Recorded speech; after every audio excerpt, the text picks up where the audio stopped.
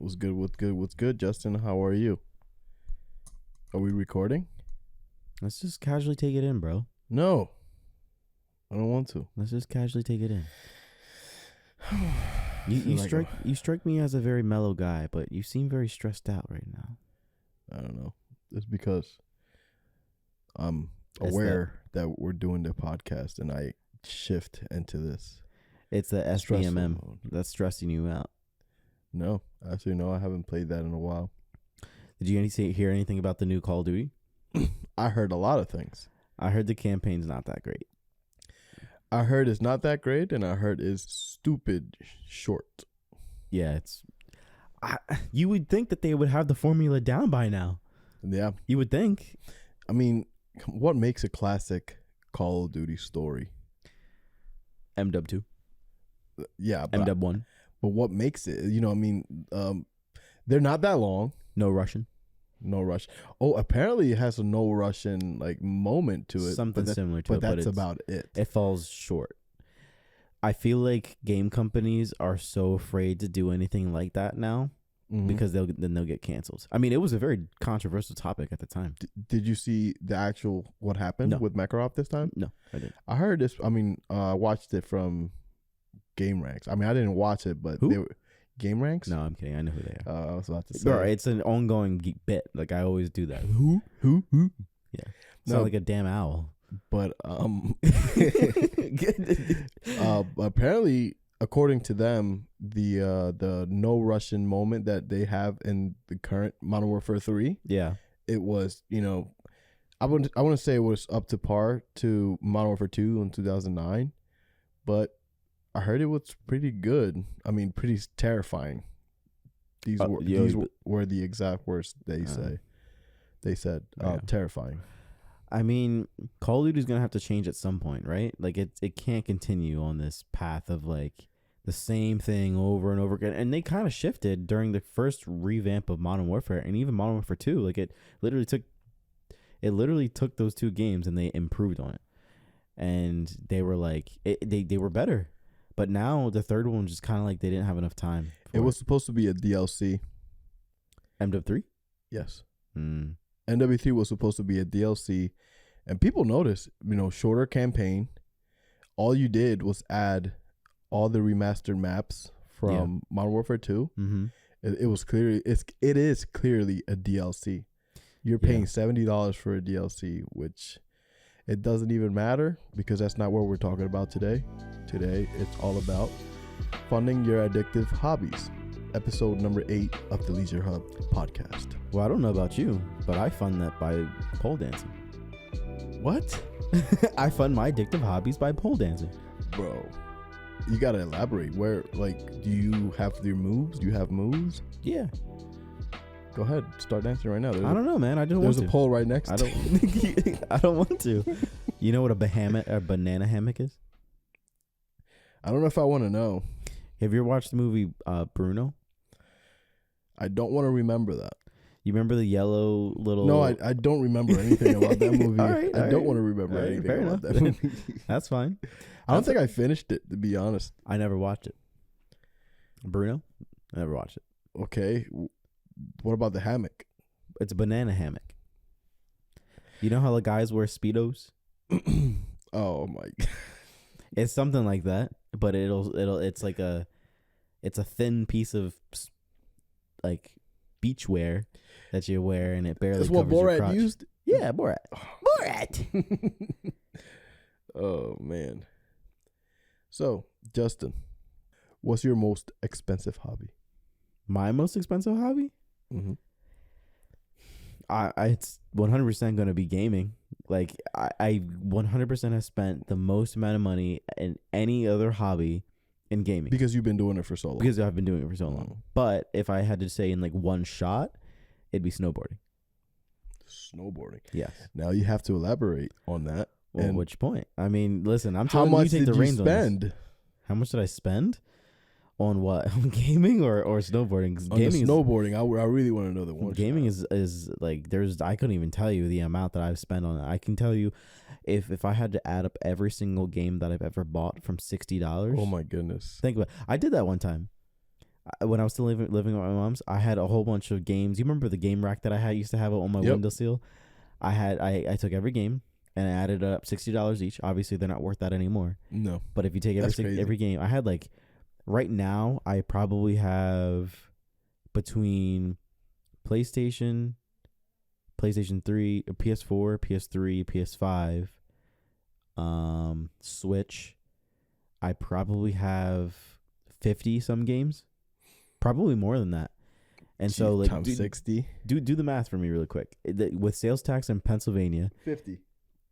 Right? 50? What? No. It's $59.99. 63. No, I'm saying you said 50 games. No, just let's round it up to 60 because I definitely have like some digital games that I bought. 60 games times 63. We'll just do $63. 60 times $63. Yep. It's usually $63. Yeah, that's with tax. Damn, dude. How much is that? That's $3,780 spent. That's just from the games. That's not including that. That's not including the consoles, DLC. That's not including the controllers, accessories, headsets. That's not even including the TV, bro. Right. Well, because when the PS5 came out, I was like, well, I have to get a 4K TV in order to make sure that it could output that. You know what I mean? So yeah, it's definitely one of those hobbies that I've in total because it's continuing. I spent a lot of money on gaming. Damn. A lot of money on gaming. Dude. I have a lot of hobbies, but gaming is the main one. Actually, I'll give one more because I don't want to like take up all the spotlight here. What's up? Technology is another one. Like I'm a big tech enthusiast, and I have bought a lot of stuff tech wise. Like within just this year, and I'm not talking about just the TV. I mean, I guess you can say the console too, but like I got one of the newer MacBooks from I think it was 2 years ago, the M1 MacBook, and I maxed it out. Well, There's like a tier below. That's the one I got, and I got that to future proof it because I was like, well, I want to keep this laptop for as long as possible. I don't want to buy another one until like 10 years. So I got that one, and then I got this keyboard was a Christmas gift. Do you count those too? Yeah, I mean your keyboard is pretty cool. Yeah, that was like $100 just for the keyboard. The mouse is $100. This isn't like to flex or anything. That's not a good thing. Yeah, exactly. It's just your addictive hobbies. Yeah, it's like this is you fund, like think about all the money you've spent in gaming, and then say like, you know, if I just save that money and put it away or put it towards a house. Or put it towards like something that I needed. Nah, bro. You got game. False. False. Dwight. You got games to play. Got Spider-Man 2 to beat. Yeah, but I mean, it is addictive. It's bro. When you have a hobby that you love, it's addictive. It's addictive. Yeah. Now, what happens when the developers of these games, or you know, in this case like consoles or anything, take advantage of that? Well, I mean, you know what games coming out, and well, they just announced recently, or they talked about a trailer for recently. GTA 6. And what did GTA 5 do? What did it do? Yeah, you don't. Okay, so they came out with it on PS3 and Xbox 360. The game ran slow as hell. And then they came up with the game towards the end of the cycle on PlayStation 3 and Xbox 360. I remember that. And then they were like, hey, we came out, the PS4 and the Xbox One came out. And they're like, hey, we ported it over to not ported it, but remastered it or whatever for these new consoles. Yeah. Right? And so they not only did it for PS3, they did it for PS4, and then the PS5. And the PS5, bro. That's 3 generations of consoles they had one game on. And I know I was a sucker for buying the game twice. I bought it for PS3, and I bought it for PS4. Yeah, but the main console you should have bought it for was the PS4. I should have. You know why I bought it for the PS4? Why? Because I remember Riley. You remember Riley? Yeah, Riley. School?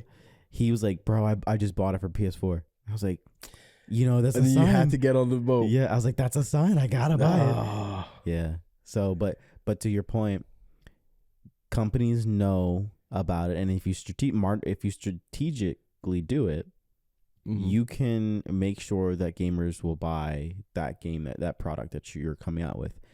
I mean, Destiny 2 is another prime example of it, or not Destiny 2, but Destiny in general. Yeah. I mean, they had the first one, they had Destiny. They came out with all of the DLC. And then after they came out with the DLC, they came out with a different version of Destiny, but it was a bundle of all 4 DLCs.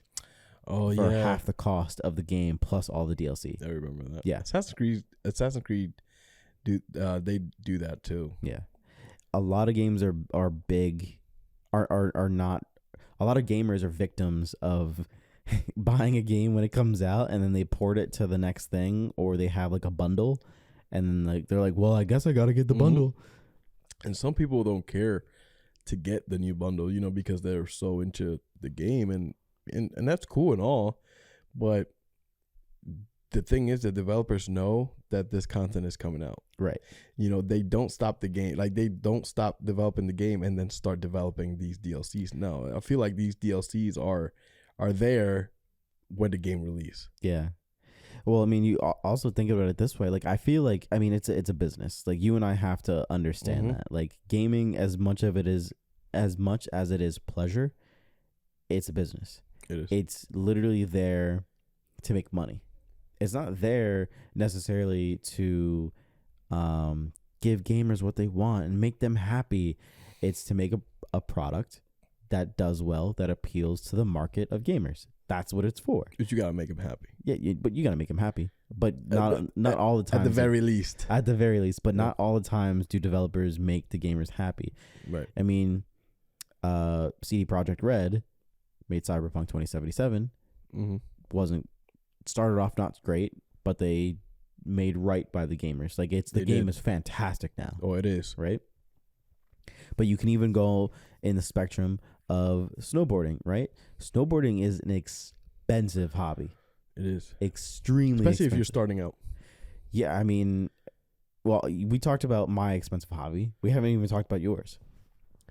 I don't think I have an expensive hobby. I Lies. mean, it's kind of the same thing. I mean, it's gaming.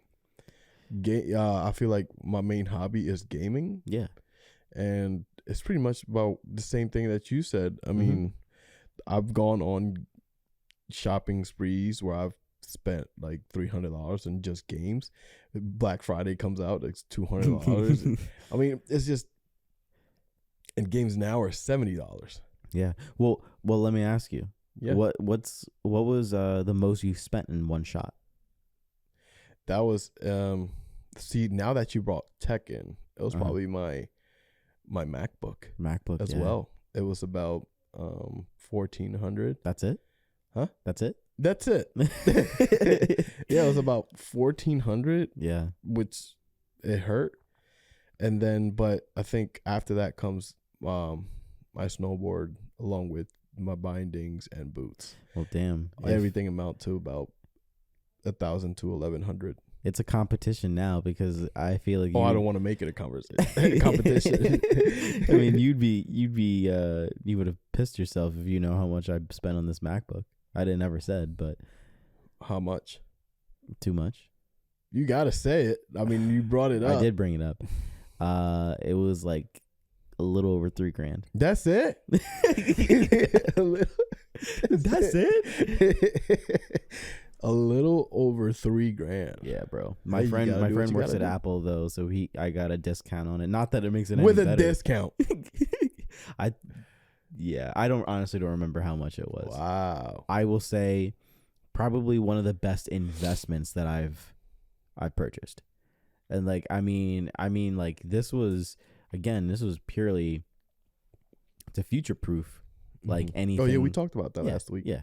And it was like I wanted to make sure that if I did any video editing or anything like that, like I had a laptop to do that. And I had a laptop for a MacBook for about 5 years. So I was about due for an upgrade. Yeah. It was a MacBook Pro. It was the 15-inch from 2015.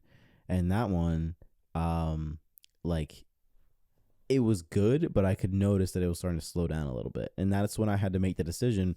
I was like, do I upgrade to a new laptop, kind of max it out, and then make sure that I can last another, like get to 5-10 years?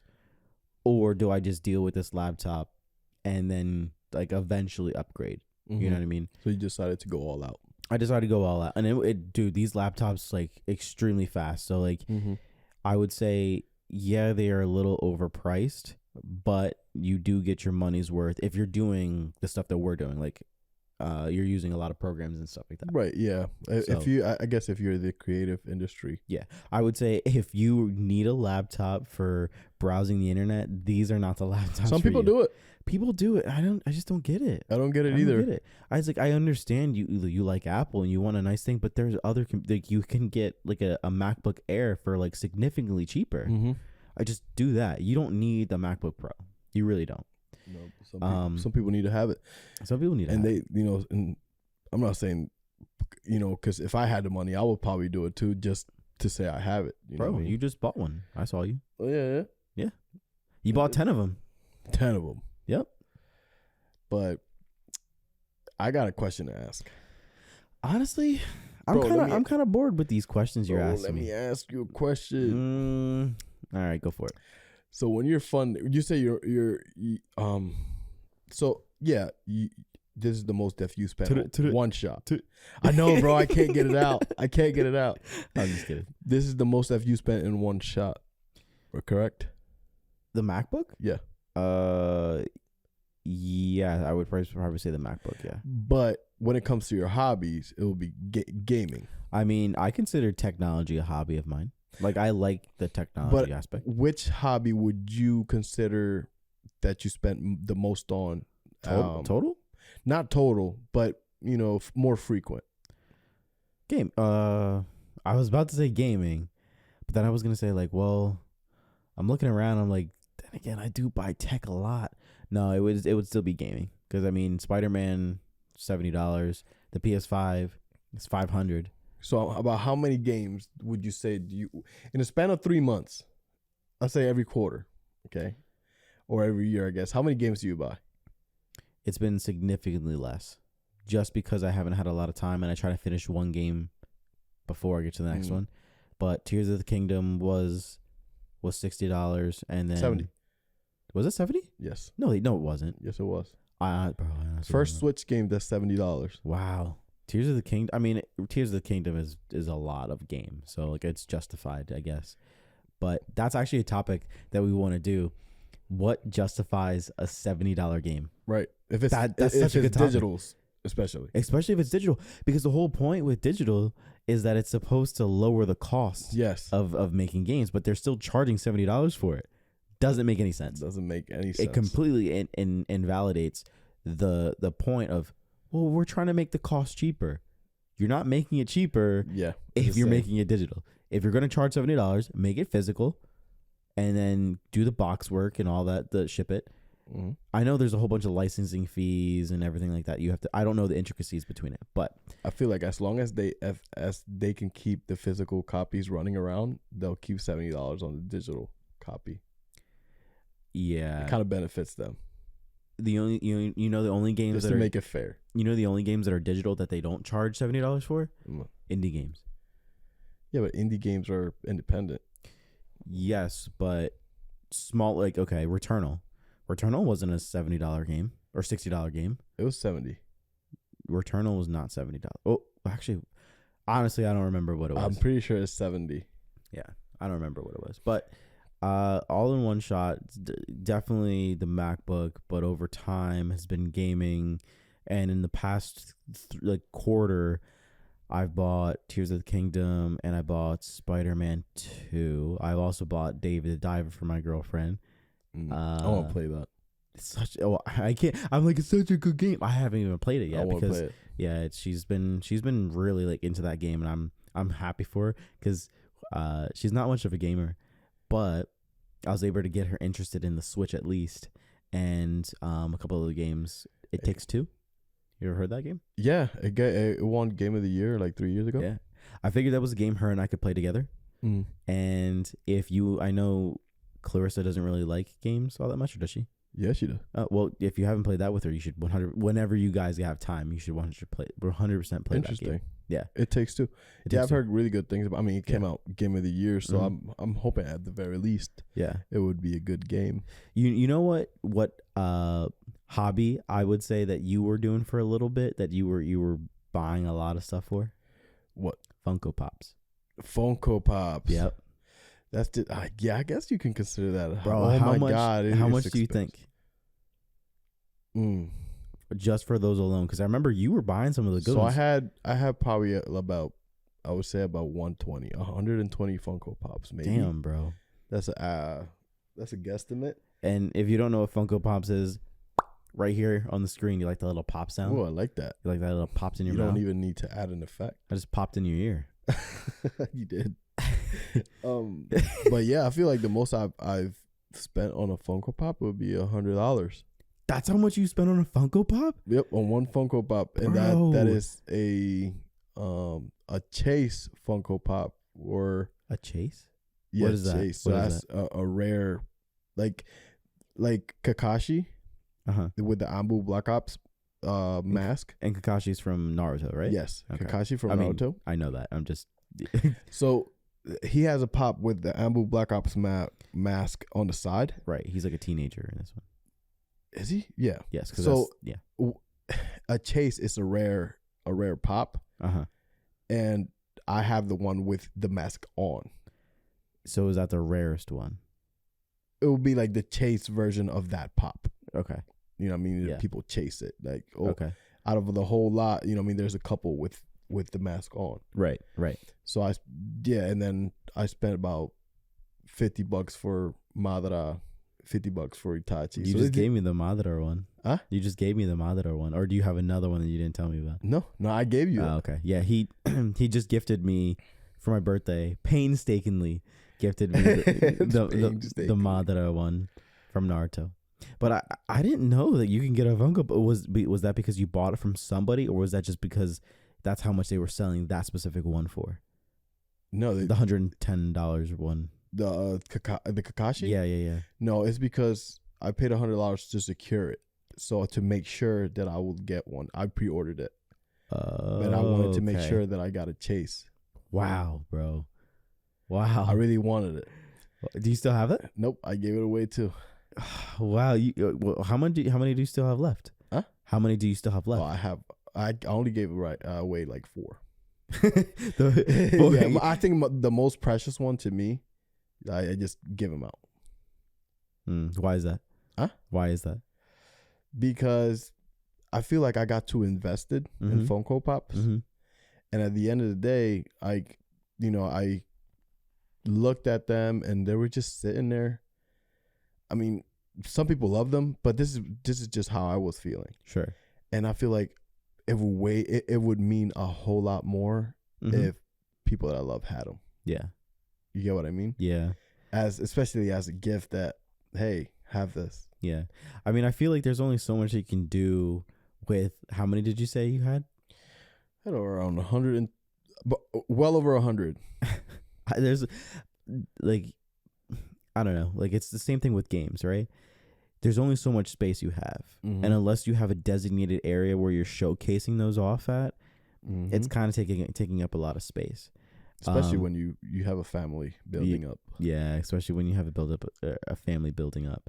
And it's you get to a point where you start running out of space and you look at it and you're like, do I really need all of these? Yeah. And it's the same thing I could say about collector's editions. Bro, I've been on collector's edition kicks for at least up until a little after Cyberpunk. I think the last one I got was Horizon Forbidden West. Yeah, it was a giant elephant. And you got Aloy, a mammoth. Yeah, and you got Aloy standing below it, like with an arrow, about to shoot it. And like, obviously, if you know anything about collector's editions, those are pretty expensive. Not only do you get the game, but you get the artwork, you get some extra stuff in it, and you get the statue. And all of that was probably around like 200. They can get up to 300, I think, for a game and a statue. Game, statue, artwork, and any other additional things that they include in it. And the game wasn't even physical. No, it was digital. It gave me a steel book casing for it, but no disc. Doesn't make sense. Yeah, I'm like, if you're gonna give me the case, give me the disc. Right. It's probably you're probably at the saving very money. least. At the very least, you're saving me money, but I just figured that, you know, the case should include the game, not a piece of paper that says Yes. you can download this. I get that we're trying to move towards digital. I get it. Yep.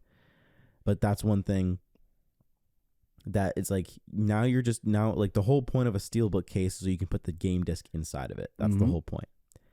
And these games, like, they lose value over time. You can't. Where are you supposed to sell them to where you're going to get exactly what you paid for? Exactly. And so, like, same thing with the pops. Yeah. Some pops go up, Sure. but then sometimes they go down. Yeah. And it's kind of like when you buy games, you don't get no return on your investment. There's none. And one thing to add to that is, slowly but surely, snowboarding is taking its way to becoming my number one spot, or not my number one spot, but my number two. I know there's tech. I said that, but those are my three. But snowboarding is coming up to spending. par. Yes, just because there are these bindings that I just bought. They're called Clue. New company just came out with these bindings, and basically they're step-in bindings. You just put your foot into them with your boot, and it fits any boot. And you can kind of like, there's a latch on the back. You pull them. Oh, yeah, I remember that. Yeah, that was really cool. Yeah. Actually, I had a hard time remembering. I was like, yeah. You know how much they were? I don't remember you telling me. 500. That's it. Wow, bro, dude. 500. And like, but the thing is, wow, they're a cheaper investment than if you were to get Burton boots and their step-on bindings. Because if you were going to get those, the boots alone are like $300. And then on top of that, the bindings are another $300-$400 depending on which like version you get. But so these work with any boot. These work with any boot. So I figured $500 versus like $800, $700. Yeah, it sounds like a no-brainer. It saves you a lot of freaking time. Yeah, and so I think I'm gonna test them out this season, probably like late December, early January, and depending on how, it's kind of hot. It's been hot. It might be January. Yeah, it has been kind of hot. I mean, I thought the season was gonna be kind of a lot colder. I thought it was, but it's been weird. Yeah, El Nino, baby.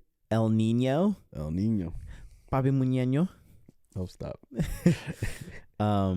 But yeah, no, like I just figured the cost of value was a lot better than getting Burton. I know people in the snowboarding community, people love Burton. Burton's like the top of the line. Like if you have Burton, like you're a professional snowboarder. It says you're a professional snowboarder. Basically. Do you think so? People love Burton, bro. It's just a brand. It is just a brand, but like, okay, look at it this way. If you're a gamer and you like Scuff controllers. Yes. Scuff controllers are really expensive. Yes, they are. But the whole point is because it makes you feel like you're a professional gamer. It makes you feel, yeah, I mean, there's two types of people. There's the people that buy them and they actually use the paddles. But if you think that's going to make you a pro player, I mean, that's all you get to get out of it. Yeah. You know what I mean? The controller doesn't make you a professional. No.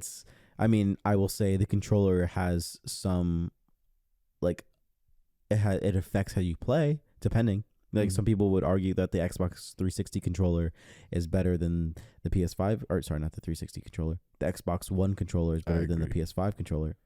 I personally think this is the best PlayStation 5 controller Sony has ever made. Sony. Yeah. And I think it's better than the Xbox One controller.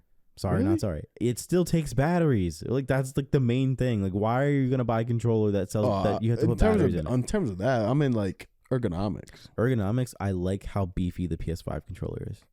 Well, I know you people always like beefy things. Beef jerky, yeah, beef sticks, Slim Jims, you know. Tacos aren't beefy. I get the vegetarian tacos. Oh, okay. Like, oh, okay. But I get what you mean. Yeah, but you mentioned something interesting to me about like about games don't give you a return on investment. No, I mean that's only if you're using it and not putting them to work. I mean, some people do get a return investment because that's their line of work. Streamers, you know what I mean? Yeah, I guess. And people that do YouTube and put videos out there. Mm-hmm. Yeah, they can get their return on investment big time, but you would have to, put in the work. Right. But I mean, but by themselves, they're not going to get any value. No, I mean, you and I aren't streaming. We're not making any money off of these games. No. So how would you get a return on investment on these games? Like, okay, you buy a car, mm-hmm. right? You drive it for 5-7 years, depending on like the average amount of time is like 5-10 years to keep mm-hmm. a car. You go to sell it. Yeah. I mean, there's technically really no ROI or return on investment for cars either because you lose so much value in it. Unless it's a timepiece. It's like, nah. Yeah. I was gonna say like, nah. No, but I was relating it to watches, but I mean, like, okay. You get what I mean? Yeah. But like some cars, you don't know if they're gonna be worth a lot in the future. Yeah. But some antique cars are worth a lot. Like, for instance, like the Toyota Supra. What kind of car is that? Huh? What kind of car is that? What do you mean? I don't know what a Toyota Supra is. Come on, bro. You know what a Toyota Supra is. You know what I mean? Yeah. And these cars come out, and at the moment, well, you kind of have to take a chance. Are they good? Are they bad? Like, did the manufacturer did good this year? There's a lot that you have to take into account. It's not till a couple years later that you actually see that, wow, that's a good car, and it's very, like, it's durable, the engine's good. Yeah. And some people still have these cars with little mileage on it, and boom, they definitely get a return on investment. Yeah, if they decide to sell it. But besides wealthy people, who's buying a car and barely driving it? And besides people who work from home, like besides that, because that's a completely there's people that do that. They just garage kept. Yeah, but like you don't have to be wealthy to do that. Yeah, but I mean, like, if I wanted to, I wouldn't be able to do that. Like, if I wanted to, I wouldn't be able to because I need a car, like, to drive. Like, you know what I mean? So like, if I bought a car mm-hmm. to like potentially say, oh well, I'm not gonna drive this car because it might be worth something in the future. Like, for me, I need that car to get from point A to point B. Like, I don't have an alternative. Yeah, but the way people do it now, you don't have to be wealthy. The way people do it is they buy, let's say, $5,000 to $8,000 car. Okay. They pay cash. Yeah. Right. Yeah. They use that as their daily driver. So like a beater. Yeah, I mean, $8,000 car. That's a decent car. That's a beater, bro. Hell no. I mean, in today's market, maybe. I mean, you guess that's you're a beater. Really? Yes. No way. Yeah, bro. But anyways, it depends on the car. I mean, but anyway, it depends on the car. You know what? You've done it time and time again. No. I'm sick of it. But they pay like an amount. They pay off these cars. Yeah, and then they get the car that they want to keep in their garage. Sure. Whether it's Porsche or something, they just drive it on the weekends. Yeah. Meanwhile, during the week when they go to work, they just drive their beater. See, I didn't really think about that. Oh yeah, bro. A lot of people do that. Huh. I have a friend with 2 Corvettes. Doesn't drive them. Huh? Doesn't drive them. He drives it on the weekends, but something barely drives them. But he drives his company truck. Well, it looks like I found out. Yeah, he also has a truck. Oh, does he? Damn, this guy got a lot of money. Yeah. Well, it looks like I found out my next new expensive hobby. There you go. Yeah. Get rid of the car that I got now, buy a $8,000 car, and buy like another car, and then all set. That's a lot of car insurance, though, bro. Oh yeah. I mean, yes, I guess, but I the guess car, if you're not driving it, then you can put that on your car insurance. That it's just garage kept. Like, basically, I barely drive it, just on the weekend car. Yeah, I mean, I guess, and they'll lower the cost. Yeah, if you're not driving it, you don't need insurance for it either. So you could theoretically just buy it. Yeah. So and buy it and then just have it just sit around. Mm-hmm. Yeah, I mean, I feel like most hobbies aren't going to give you a good ROI unless you're doing it in a way that you intentionally, like a collector's type of thing. And even the collector's editions that I bought, like I don't think I could really get a lot of money from that for those. Not after a while. Like, you have to sell it at the right moment. Yeah, I mean, well, so my friend Adam, he's been buying comics and selling comics. Like, I don't know the site that he's using. Maybe it's like eBay or something like that. But he's been doing that. I think that I don't want to put his numbers out there because that's like, if he wanted to come on the show, which I highly think he should. He's very knowledgeable and he has a lot of hobbies that are similar to ours. But he's bought some expensive comics and he sold some of them. One of the comics he bought, I think it was the Miles Morales, one of the first issues of Miles Morales. Bro, he bids for them too. Like, so he's not just like buying them outright. Yeah, he's putting bids on them. He's getting good deals on them, and I think he kept that one. But he's had like some like first issues of like Green Lantern and like Batman and stuff like that. And like some of the ones that are really good are like in casings, like plastic casings, and they'll give you a rating in the top right corner of the comic book, and it'll say like 9.8 or it'll say 8.3, and that's usually the grade of the comic and how well kept it is in that case. And obviously, like if it's a first issue of any comic, if it's a first issue of any major comic book character, 100% put that in a case. Typically, it'll be worth money at some point, not until later down the road, but it's an investment. It's exactly. But anyway, so he's had a lot of these comics and he's bought them, he sold them, he's kept some of them, but he's made a good amount from like buying and selling them. So if you know what you're doing in terms of collector's editions, or collector's things, you can make a good amount. Oh yeah, 100%. What about in snowboarding? Snowboarding, I don't really think you can get any type of ROI on that. Yeah, I'm too much of a beginner to do that unless you're doing like teaching lessons.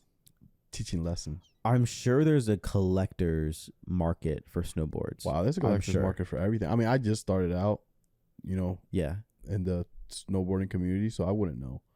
I mean, tech has it. I mean, if you had like an old school MacBook or a Macintosh, really? I mean, like well kept. I mean, like from like the 90s. That's what I'm talking about. Or even like the ones where like the colorful logo. No, not the colorful logo. The ones with the colorful plastic backing. Do you remember those? Right here, right up on top of the screen. I'm gonna throw that one up. But it's the one from the early 2000s. It's a big iMac desktop. All white. No. They had different colors. They had like blue, orange. I don't remember that. I'll have to show you a picture later, or why don't you just look it up on your phone? Like early 2000. Early 2000s? Yeah, early 2000s Mac. I can't remember what their models were called, but like if you had them, you were the coolest kid in school. And some schools had them. I mean, I remember working on like a light blue one. Like a light blue. Oh, I see. You know what I mean? Yeah, that's what I'm talking about. What? Yeah. But if you have those in really good condition, I'm pretty sure people would buy those for a lot. Oh, wow. Yeah. But the mics that we're using, Shure SMB7s, you can sell these for basically what they're worth.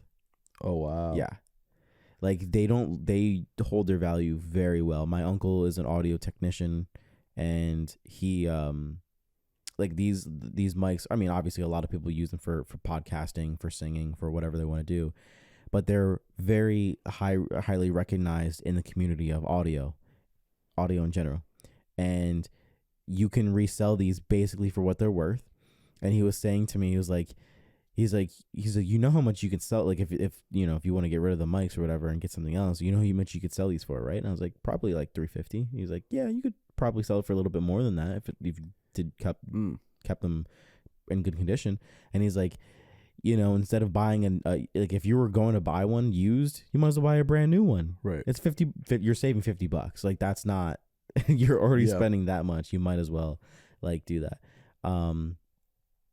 You were doing you were like messing with cars for a while. Yeah, I was. I mean, I was just a beginner on it. So I had a 2019 BRZ. Trash. It is trash, but it was my trash. Yeah.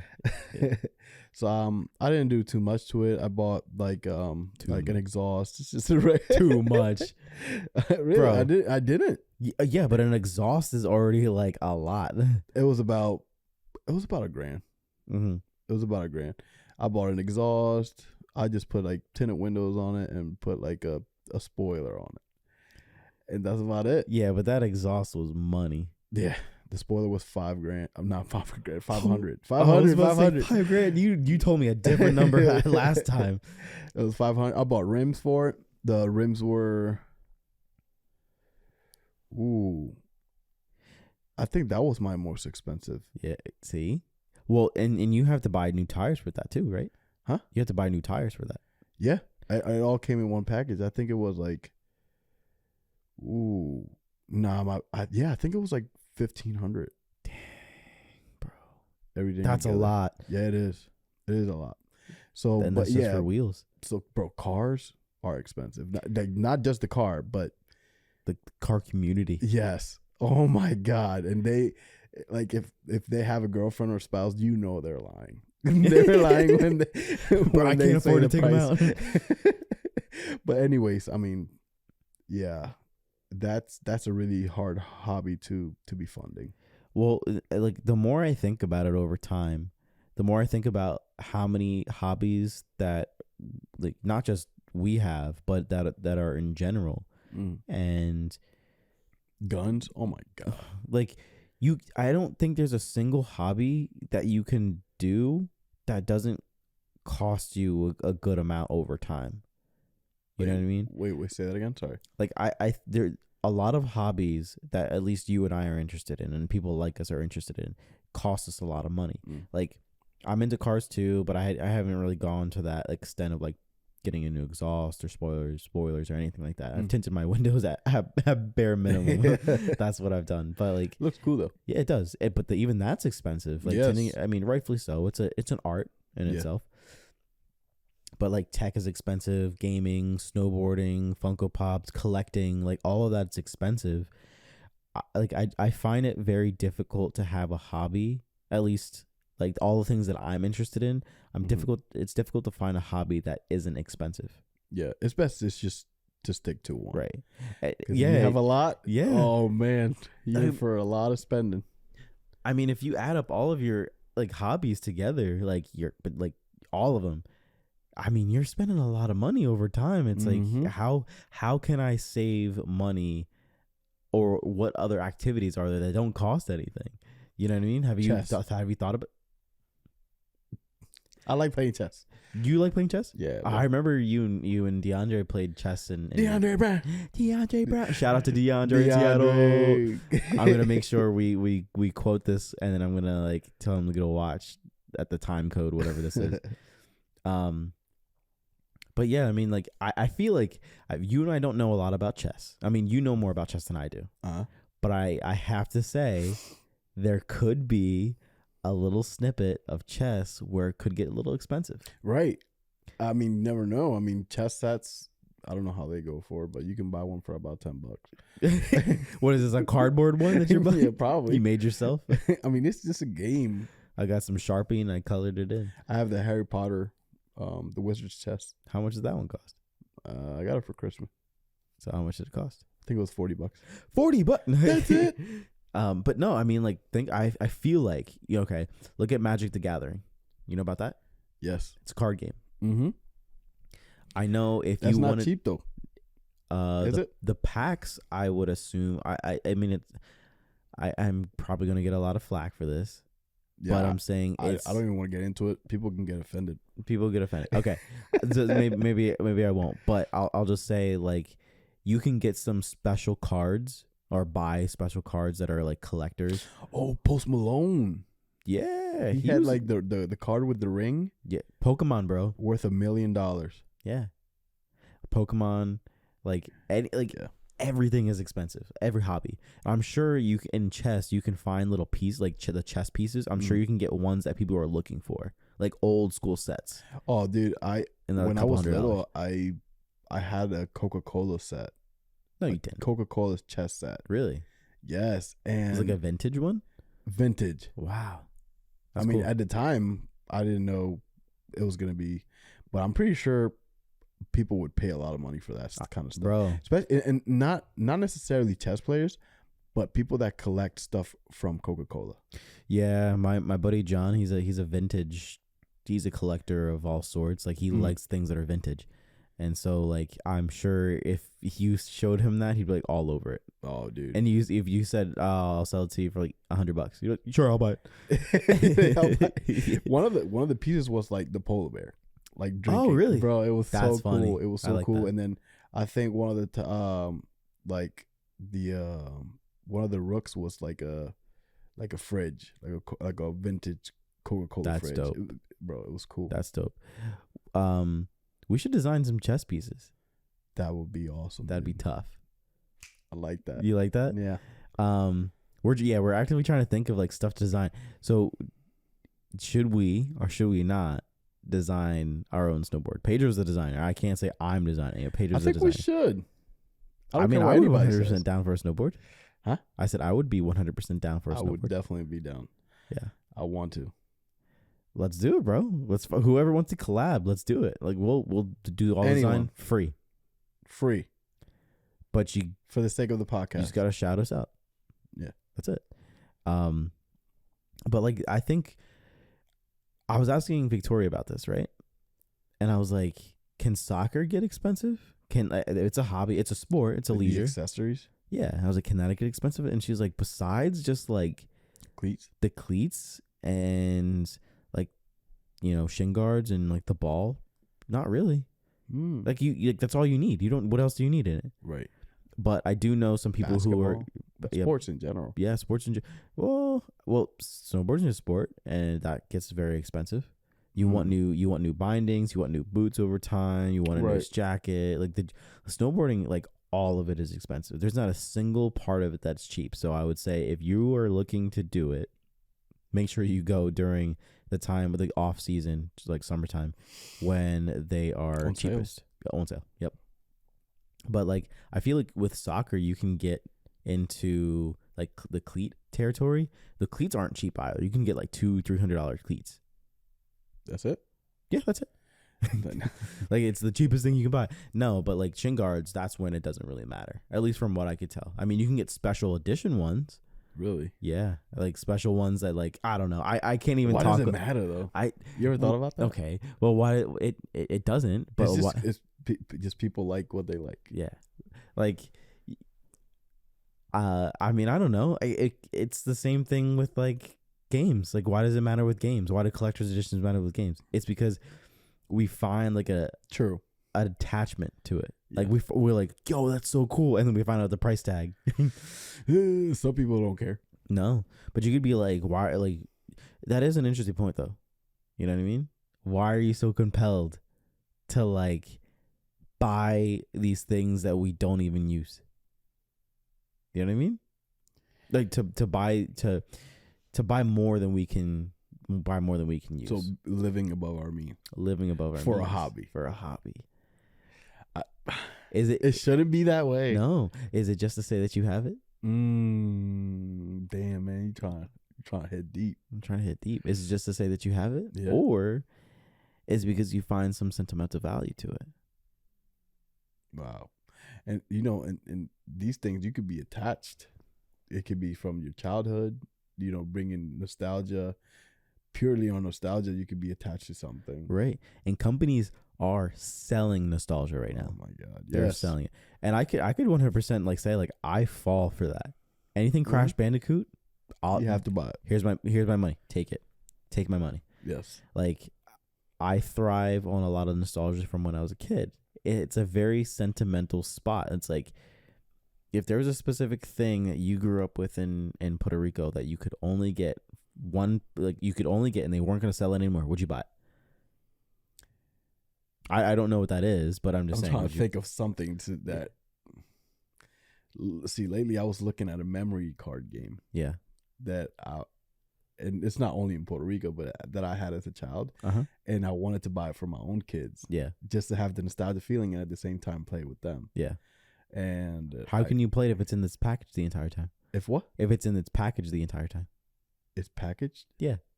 No, I would not keep it in the packaging. I would take it out. Yeah.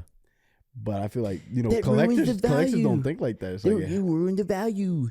I don't care about the value, bro. Bro, I have so many things that are still in this package that I'm like, maybe it'll be worth some money.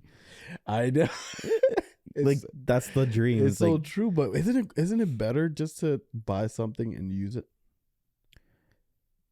yeah, I mean, I don't like, me personally, I don't buy a lot of things that I don't end up using besides like statues and stuff like that. Like, Right. what am I gonna do? Play with it? Yeah. I mean, I can mount it. I can Yeah. make it, put it in a showcase or whatever. But like, you don't play with it. Right. But those are, yeah. I mean, those are some things that you don't really interact with, Mm-hmm. and so I don't know. I mean, do you remember when when Dragon Ball Fighters came out? Yeah. And Dragon Ball Super started up again. They came out with these characters. They're like the evil version of like Goku, Vegeta, but blah blah blah. I don't know What if are you they remember called? that. Goku Black. No. They're like, it was part of Dragon Ball Fighters. They were like these alternate versions of your like Goku, Vegeta. I don't remember Gohan. I bought a Vegeta one. Vegeta's my favorite character in Dragon Ball Z. He's all right. Yeah, right. The way you looked at him. I'm like, bro, don't, no cap. No cap. No cap. But he's my favorite character, and like, I didn't open the box because out of the hope, I'm like, well, it might be worth something. So like, but like if you're a true collector, right, you're gonna know what's gonna be worth money in the future, Right. because you're doing research on that. But, Yeah, but do you buy it to get money off of it in the future, or are you buying it to keep it? Ooh. Like, or do you plan on selling it, or no, I don't plan on selling it. Exactly. So Yeah. why do you care? Yeah, I mean, I guess like that is your point. Like, I think if you're buying it just to look at it, If you're okay Just- with that, that's fine. yeah, I mean, if you want to keep it in its case, that's fine. Like, it's vintage, so like you want to keep it pristine, that's fine. Like, I don't have an issue with that. I literally do the same thing. But there's certain things that I don't even keep in its own packaging. So it's like, where do you draw the line between it? You know what I mean? It's like, is this excessive? Is this not excessive? Like, does this? I mean, if it fits the lines to your values, that's fine. But it's the same thing with your Funko Pops. You kept them in the package. Oh, dude, it is. But it's everything you give it. You give it that meaning. You give it that meaning, and it's like, for example, you heard of Tony Hawk, American Wasteland? Yes. So I asked my friend, actually my cousin Alexis. I asked her, bro, like this game is worth $7 to Walmart. Right. But this is the game that we used to sit down and play side by side and just do trick battles. Right. So to us, it's priceless. Yeah. But to Walmart, it's $7. Yeah. You know what I mean? Yeah. Like, Yeah. I kept it just to showcase it to myself, just to bring back that memory of me and Alexis playing side by side together. Yeah. But like, I guess you give it the meaning that you give it. Right. Well, So if you're just collecting to collect, I don't know. I can't talk for other people. no, but okay. So you brought up an interesting point, right? It has basically what you said has a sentimental value to it. Yes. It was something that you grew up playing with with Alexis, right? So to you guys, it's priceless. It's priceless. There's tons of people out there like from games, and that's nostalgia, right? It's Right.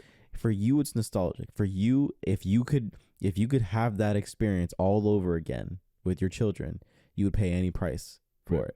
Pay any price. That's how deep it runs, right? Like, we as humans we're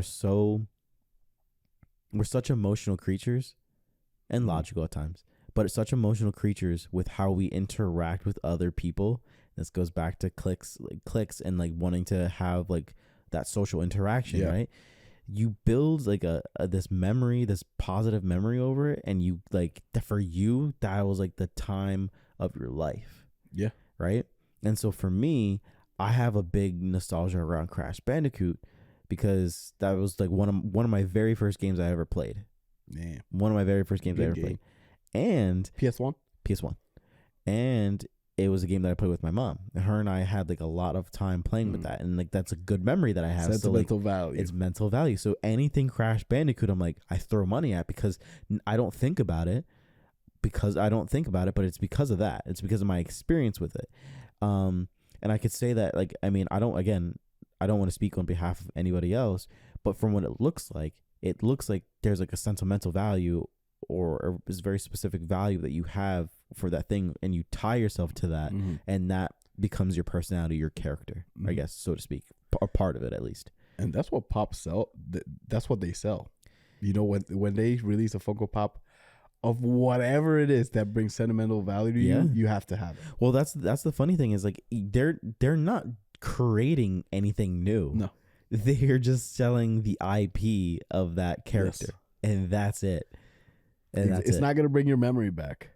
It's not gonna. It's just, you might think it's gonna do something, but that's just my perspective and how I've grown out of it, if you want to say it that way. But it's like, it's not, whatever you do to bring that memory back, you just have to cherish it within you. But damn, does it not look cool sitting there on your shelf when you got it? Oh, it did. It looks so fire. It did. It looks so good. But what do you guys think about this episode? What do you think? I think. See, this is what I'm talking about. Are you bored? No, I'm not bored. I'm not bored. I'm never bored. I just wish I was sleeping in my bed. It is a late night. It's like 2 a.m. here.